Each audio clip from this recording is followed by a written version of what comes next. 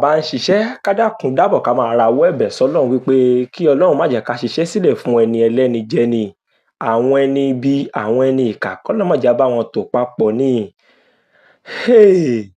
Gbajúgbajà òṣèré onítíátà kan tí orúkọ rẹ̀ ń jẹ́ Wálé Akóredé tí gbogbo ayé mọ̀ sí Òkúnnù, òun ni wọ́n ṣe ìfọ̀rọ̀wánilẹ́nuwò kan fún tó sọ ọ́ di mímọ̀ wípé ẹni tí ó ní Olasco Films Nigeria Limited, ó ní ìjà òun àti ẹ̀ wípé ó ṣeéṣe kó dọ̀run káwọn tó parí ẹ̀.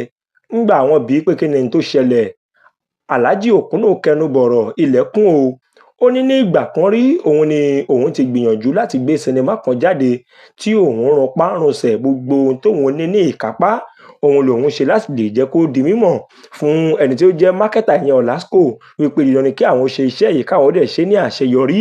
Ó ní àwọn ṣiṣẹ́ ọ̀hún táwọn sì rí dájú pé iṣẹ́ ọ̀hún ó ṣe àṣeyọrí kódà ó ní wípé owó tí àwọn rí nídìí iṣẹ́ ọ̀hún ó ní kì í ṣe owó kékeré nítorí wípé Olasco nígbà náà ó ṣe fíìmù ọ̀hún sí apá kínní, ó ní pé part 1 lásán ó ní CD méjì, ó ní part 2 bẹ́ẹ̀ ló ní part 3 tó sì ní CD mẹ́ta. Ó wá ní tó bọ̀ wọ́n lọ́kàn jẹ́ ni wípé ládùrú owó ràbàǹdẹ̀ àti owó rìbìtì tí àwọn rí nídìí iṣẹ́ ọ̀hún. Ó ní títí di àsìkò tí òun fi ń bá wọn tí wọ́n ń bóun sọ̀rọ̀ yìí tóun fi ń bá wọn sọ̀rọ̀, ó ní pé kọ́bọ̀ báyìí kò yọ sóun lọ́wọ́ ó ní Olasco gbẹ́sẹ̀ lé ohun gbogbo tó yẹ kó jẹ́ mùdùnmúdùn àti mùkúndùn tó yẹ kóun náà rí inú iṣẹ́ yẹn. Ó ní ó gbé ẹsẹ̀ lé mọ́lẹ̀ ni tí Olasco dẹ̀ mọ̀ wípé gbogbo owó tí òun fi ya sí ọ̀hún lọ́dún náà lọ́hùn-ún kì í ṣe pé bóyá ó rọrùn fóun, ọ̀pọ̀lọpọ̀ ibi lòun ti lọ yá owó tí òun fi rí wípé àwọn ṣe iṣẹ́ ọ̀hún. Ó nígbà àwọn ṣe iṣẹ́ ọ̀hún tán gbogbo owó táwọn rí Olasco gbẹ́sẹ̀ lé owó ọ̀hún mọ́lẹ̀ ni. Bẹ́ẹ̀ ni Òkúnnù sọ wípé owó yìí oògùn òun ni bẹ́ẹ̀ ni wàhálà òun ni gbogbo ohun táwọn papọ̀ táwọn fi jọ ṣe iṣẹ́ ọ̀hún, pé tóun ò bá lè gbà á láyé dídán òun ni kí òun ó gbà á ní àlìkìyámọ̀. Òkúnnù sọ wípé òun ò ní dáríjì Olasco títí ayérayé àjàfi tí òun bá gba ẹ̀tọ́ òun lọ́wọ́ ẹ̀ ni. Gẹ́gẹ́ bí ohun tí Òkúnnù sọ, ó ní pé ọ̀pọ̀lọpọ̀ àwọn ènìyàn tẹ́ ẹ rí wípé wọ́n ń rẹ́rìn-ín níta gbangba yìí, ọ̀pọ̀lọpọ̀ wọn ni ìdààmú ń ṣẹlẹ̀ sí tí ọgbẹ́ ẹnu ń dà láàmú ṣùgbọ́n tí wọn ò lè bá ẹnikẹ́ni sọ. Òkúnnù ní kì í ṣòun nìkan òun ni irúfẹ́ nǹkan báyìí ṣẹlẹ̀ sí pé ọ̀pọ̀lọpọ̀ àwọn òṣèré gẹ́gẹ́ bí ọkùnrin àti obìnrin tí wọ́n ṣe àwọn eré kan tí wọ́n ní àti ọdún 2000 wá sókè kó tó di wípé wọ́n gbé pé ká máa fi eré sí orí ayélujára wá. Ó ní pé ọ̀pọ̀lọpọ̀ àwọn ènìyàn nírú nǹkan báyìí ṣẹlẹ̀ sí ṣùgbọ́n pé wọn ò lè sọ̀rọ̀, ṣùgbọ́n òun ti sọ wípé Olasco òun ò ní foríjìn títí tí bèèlà ó fi fọ́n. Olasco òun gangan náà ni orúkọ rẹ̀ ń jẹ́ Hakeem Ọlátúnjí Balógun fún ẹ̀yin tí ẹ ò bá mọ Olasco jẹ́ ìkan nínú àwọn òǹtajà tí wọ́n ń pè ní mákẹ́tà nígbà tí wọ́n sì ń ṣe àmúlò VCD àti DVD fi wo sinimá àgbéléwò.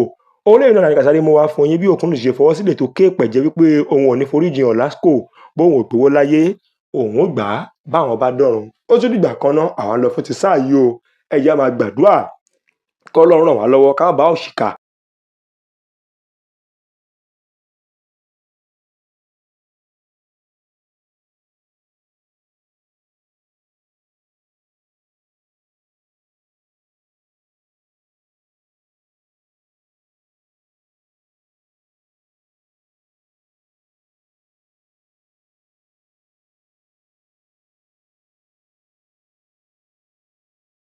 FM.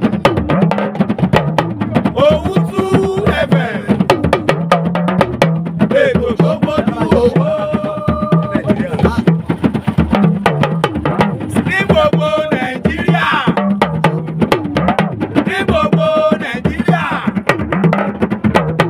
Owutu FM. Ètò tó gbójú owó. Owutu ni ẹ máa gbọ́.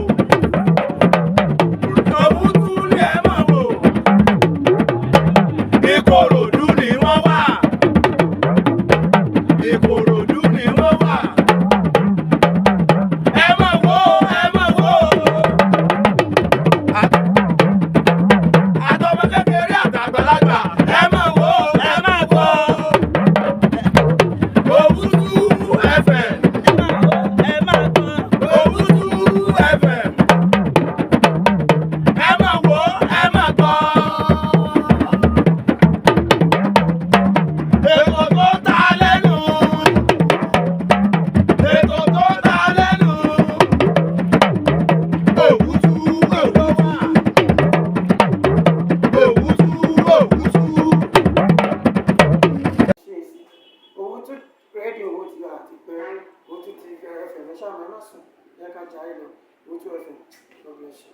Of the grassroots ní iléeṣẹ́ Owutu FM Yashali o máa gbọ́ má yí kúrò níbẹ̀ o ètò tó gbámúṣé polówó ọjà kájébù gbẹ́jẹ́ ètò tó fa akọyọ níléeṣẹ́ Owutu FM láti máa gbọ́ níléeṣẹ́ Owutu FM the mouthpiece of the grassroots Yashali lórí bẹ́ẹ̀ níléeṣẹ́ Owutu FM má yí kúrò níbẹ̀ má gbọ́ Yashali náà ni.